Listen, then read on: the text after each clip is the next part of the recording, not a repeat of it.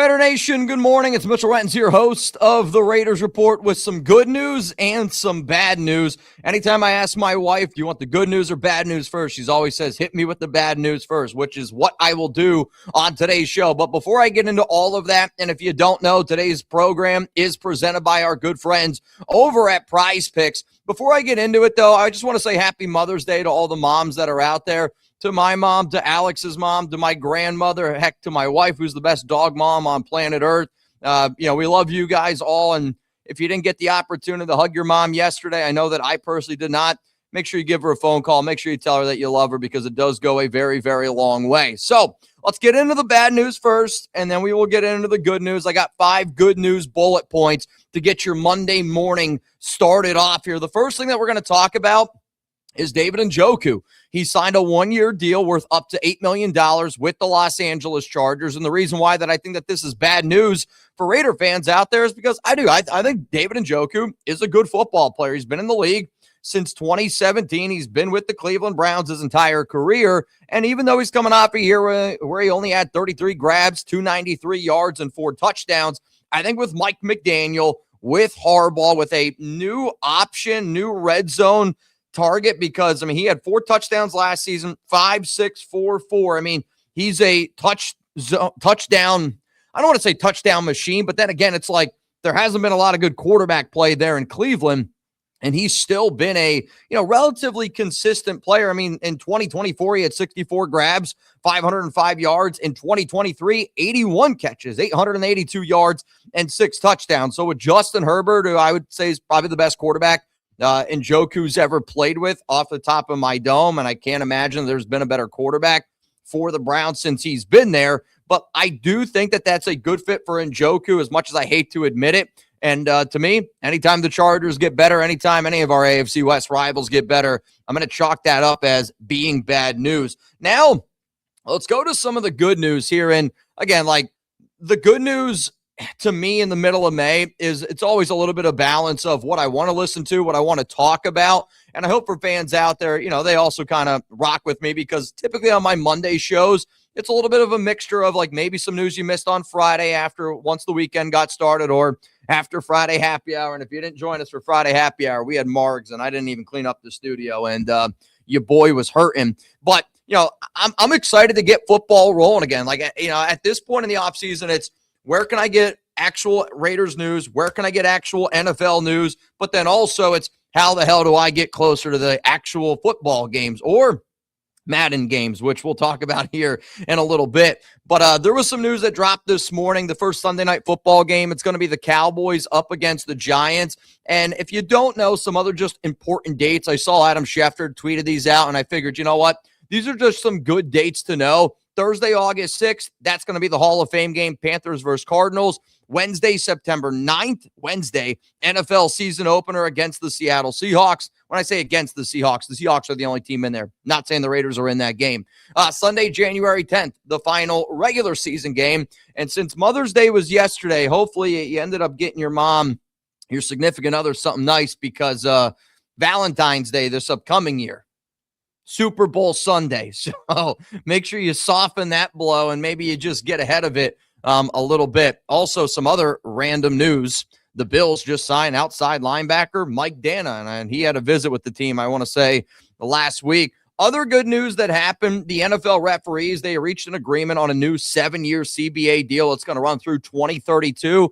Again, I don't want replacement refs. I know that a lot of people will argue that the refs have always been against the Las Vegas Raiders, but the product's got to be good. And if the product isn't good, the product is the NFL. If the product's not good, it's sometimes a little bit difficult to watch. And I only say that because I've been getting in debates with a lot of the basketball guys here at Chat Sports, where I'm like, dude, playoff basketball compared to regular season, it's completely night and day. And I love actually being able to watch some of those playoff games, which, funny enough, you know what? F it. Let's do it. I do got to tell you guys about Prize Picks. And then I'm going to get into the meat and potatoes of this program and the true good news from Mark Davis, and then also something around our assistant GM, Brian Stark. Before I get into all of that, though, huge shout out to today's sponsor, Prize Picks. You heard me say it at the start of the show. And I'm always going to talk about Prize Picks on this program because they showed up and showed out for me. And I hope that you guys show up and show out for them. So if you want to get started, sign up with Prize Picks with code HMA. Get $50 in lineups after you play your first $5 lineup. And what I'm showing you up on screen is my Prize Picks lineup from yesterday's game. Now, that Knicks-Sixers series was awful, right? Knicks obviously swept Philadelphia. But like even in a blowout game, I'm telling you all this right now, I was sweating. Now, I'm a little bit upset with Paul George for only getting 7 points. I needed the more there. And yes, there's going to be a lot of goblin picks. And sometimes I like to do a lot of the goblin picks. But this was a $5 lineup to win $21. You can see it up on your screen. And yeah, no, I did not win any money. But like even in a blowout game, I was so much watching the game. Now, I know that Paul George really didn't play any of that fourth quarter, and I was kind of like hoping that he'd get into the mix there a little bit. But the reason why I love Prize Picks is even in games that I don't really care about, even if it's a 3-0 game, and like, let's face the facts, like there's some games tonight. Pistons, Cavs, Detroit leads that one 2-1. Get a lineup in. Thunder at Lakers. I know a lot of y'all are Laker fans that watch this show. Sorry, LA Crash Dog. But, man, like maybe even get a Lakers lineup in because if that game turns into a blowout, you're still going to be really invested in watching that game. Wolves and Spurs are tied at 2. And, yes, the Knicks have already swept the 76ers. So whether you're a big basketball fan or not, I hope that the lineup that you see up on screen is me literally like showing y'all, even in a blowout, you're going to have a good time. And I almost made some extra money. So one more time here, download the Prize Picks app with the link that's going to be down in the comments and in the description on today's show. It's always in the first paragraph, just so you guys know, and down in the comments or down in the description. Use code HMA to get $50 in lineups after you play your first $5 lineup. That's code HMA to get $50 in lineups after you play your first $5 lineup. Prize Picks, it's good to be right. So when I started this show, I said we got some good news. We got some bad news. The bad news, David Njoku, he ended up signing with the Los Angeles Chargers. And some of the good news is, again, NFL schedule is going to be dropping this Thursday. If you do not know, I will be live on Thursday, and I'm going to be live a bunch this week, just so everybody knows out there. But I saw this quote from Mark Davis, and just to be clear, he said this on May 9th, quote, "The offseason has been very strong for us. We continually win the offseason. It's time to now make it translate to the regular season." I love that quote from Mark Davis, and there's two parts of this quote. The first part of that quote of Mark Davis, I do disagree with the idea of we continually win the offseason because do I think we're winning this offseason? Yes, we are absolutely positively crushing it. And I like the fact that Mark Davis is recognizing the fact that we are crushing this offseason. That's good news because in my mind, the more and more Mark kind of stays out of it and the more Mark allows people to do their jobs, that's really good thumbs up because sometimes what you'll see is owners get involved in when owners like Mark, again, Mark's done a lot of great financial things for the Raiders, but it hasn't translated into wins and losses. So to me, I'm looking at Mark Davis's comments that he made, and I'm like, all right, I actually think that he's going to be willing to take a back seat and allow John Spites, like allow Clint Kubiak to do their thing, because if they do that, I am, man. I'm really confident that we're going to be able to get going in the right direction. But here's what Mark Davis said that I disagree with. This offseason has been very strong for us, that I agree with. We continually win the offseason. It's time to now make it translate to the regular season. The reason why I don't fully agree with what that statement is from Mark is because I actually think this is the first time since I've covered the Raiders, and I've covered the Raiders since 2018, where I do think that we are actually winning the offseason. Yes, I am hopeful every offseason because I think as a Raiders fan, you do, man. Like you got to have some sort of hope. If you don't have hope, and I always say it like all the time, like if you don't have hope in the offseason as a Raiders fan, I don't know how the hell you're a Raiders fan. But like when the Raiders hired Josh McDaniels, that's not you winning the offseason, Mark. Like that's you doing what you just felt like you wanted to do. And a lot of the issues that's happened in the past is Mark has talked to one person in his ear, and that person hasn't been making the proper decisions, and Mark has done what Mark Davis has always wanted to do. And that's why we didn't win the offseasons with Josh McDaniels. Look at the AP season.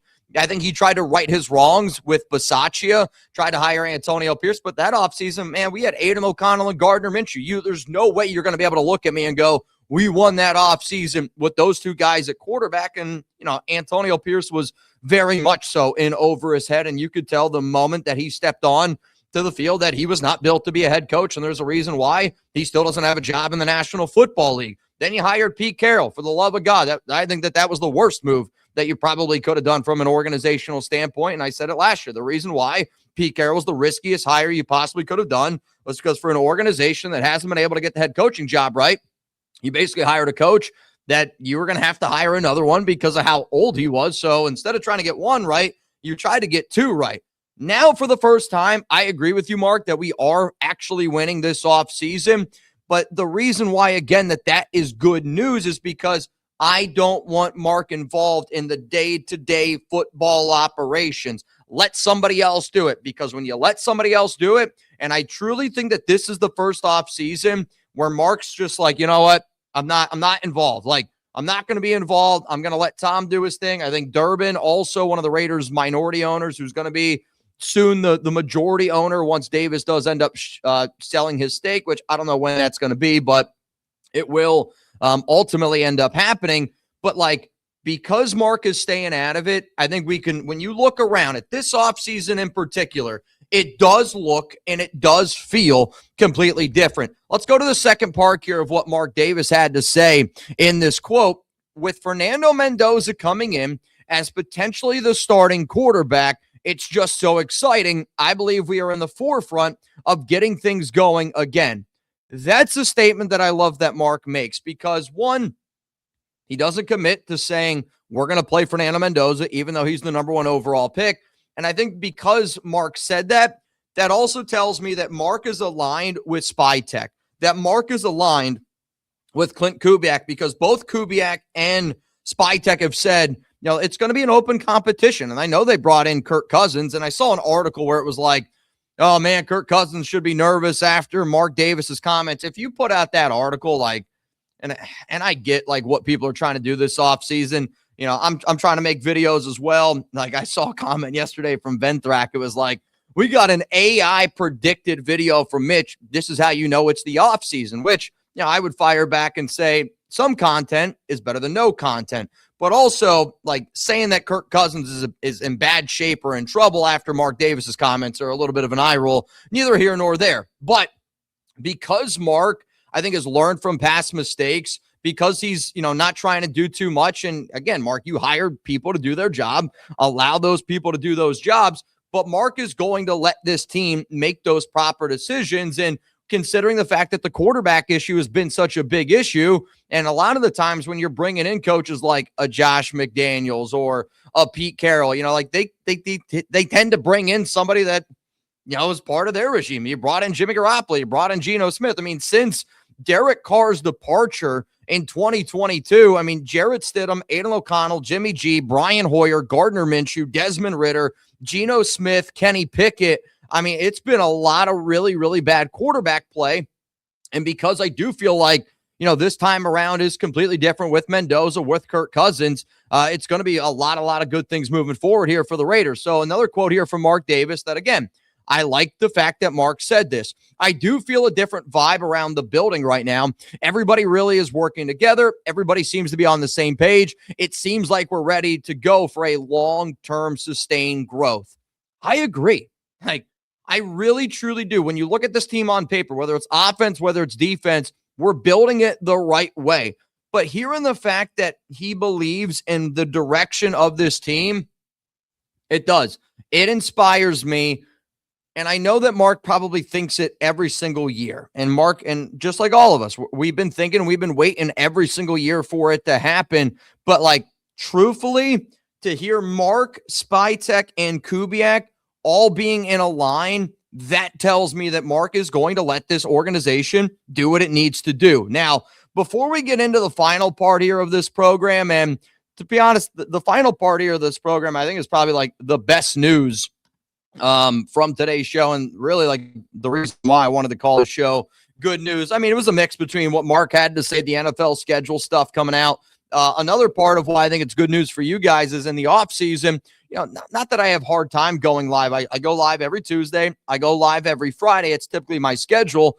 But when NFL news happens, I'm going to try to go live. And this week, I plan on going live 4 times this week. So today is actually the only day that in my mind, I will not be live. Obviously, things can change here at Chat Sports, but in my mind, I will be live tomorrow, which I always go live every Tuesday, 4 p.m. Eastern time. Make sure you're subscribed. I also plan on going live on Wednesday, and the show that I plan on doing on Wednesday is a Kirk Cousins versus Fernando Mendoza Madden live watch party. If Mark's going to talk about the stuff that he's going to talk about, but also because the NFL schedule is going to get released on Thursday, which I will be live on Thursday, giving you guys the Raiders schedule hours before the Raiders and hours before the NFL release it. You're going to see a lot of leaks throughout the week, and I promise you this, we will be live on Thursday for the NFL schedule release. But like Tuesday live, Wednesday live, Thursday live. But that Wednesday live I plan on doing because I feel like if I ask a lot of people, who do you want the Raiders starting quarterback to be in our Madden season, I do feel like most people will say Fernando Mendoza, and I agree with you. I also would like to see Fernando Mendoza, but also in the thing, I'm like, I feel like I got to let Madden decide. I feel like I got to let Madden run the game. So literally what I'm going to do is it's going to be the Raiders led by Kirk Cousins up against the Raiders led by Fernando Mendoza. Whoever wins that game is going to be the Raiders' week 1 starting quarterback. And obviously, just like any season, if things happen, we can make quarterback changes, whether it's Mendoza, whether it's Kirk Cousins. But make sure you guys are tuning in for Wednesday because I'm going to be doing a live show. In my schedule, I have it written down as 3 p.m. Eastern time. So just bear with me a little bit. These games, they take a little bit over an hour. They're a lot of fun, though. And then the final thing that I'm saying in terms of like really good news for programming standpoint is when I go live this Friday, it's going to be our week 1 Madden Sim. Because we will have the game, yes, it's going to be Friday happy hour, but whoever the Raiders play week 1, the Madden season gets going. And once the Madden season gets going, I really, really, truly enjoy doing it. And if you guys are looking for things to watch in May, June, and July, pull up to the Raiders Report, and I'll give you guys my schedule for the Madden season once everything does officially become official. Let's now go to the final part of this show. And truly, I would say the best news, and I'm saving this for last because if you're watching this show on a Monday, shout out to all the real ones out there again, because my Monday shows, I typically film like this, and it's me just trying to give you a recap of some of the things that happened over the weekend, Saturday, Sunday, and then, for the most part, things that happened bright and early this morning on this Monday. So Albert Breer, he reported this morning something around the Minnesota Vikings general manager search. I do find it weird that the Vikings have gone through their entire offseason and they don't have a GM, and they plan on hiring a GM after the NFL draft. But that's neither here nor there. I put out a video, I would say like 2 weeks ago at this point, around, Brian Stark, the Raiders assistant general manager, potentially being an option for the Minnesota Vikings and their general manager opening. And the reason why Stark's name was being thrown around is because Stark had some overlap. He was a coach with Kevin O'Connell. It was like many, many years ago. I forget where Kevin O'Connell played college football, but that's where their overlap came. And Stark was, again, very close with O'Connell. And based on reports, O'Connell was going to be the one head coach of the Vikings to make the decision ultimately on who that general manager is going to be. And Stark was like literally one of the very first names that was brought up. Based on this report that I'm seeing for Breer, it's kind of making it seem like to me that Brian Stark isn't in the running anymore to be the next GM of the Vikings. And that obviously, that's really good. I think having an assistant GM like Stark is extremely, extremely important because of the success that he's had in terms of being able to see talent in the draft and then being able to develop that talent or finding the right people that can ultimately develop that talent, which is something that when you're a team like the Raiders are, you need to build through the draft, obviously. And that's honestly, like if somebody were to ask me, what's the biggest issue for the Raiders over the past few years? There's a lot of things to point at, but the lack of development in the draft is why we've been as bad as what we've been. Yes, the quarterback play is probably the number one reason why we haven't been good. But then the reason why we've been like as bad as what we've been is because we're not developing talent the proper way throughout the draft. And I do think that Brian Stark is one of the smarter people in football circles that knows how to do that. So listen to this report here from Albert Breer. This is a quote. 6 assistant GMs emerged last week as candidates for the Minnesota Vikings. Chargers, Chad Alexander. 49ers, R.J. Gillen. Bills, Terrence Gray. Rams, John McKay. Seahawks, Nolan Teasley. And Titans, former Raiders GM, Dave Ziegler, all got interview requests. It made perfect sense that all 6 came from the scouting side. Excuse me. Each would pair well with Brzezinski. I don't know if I'm not pronouncing that name right, but give me some credit here. Listen to how this last name's spelled. Brzezinski. Brzezinski. In the new age sort of setup, one that should be noted, Vikings coach Kevin O'Connell got to see at work his 2 years with the Rams. So what I'm saying there is Breer doesn't even mention Brian Stark.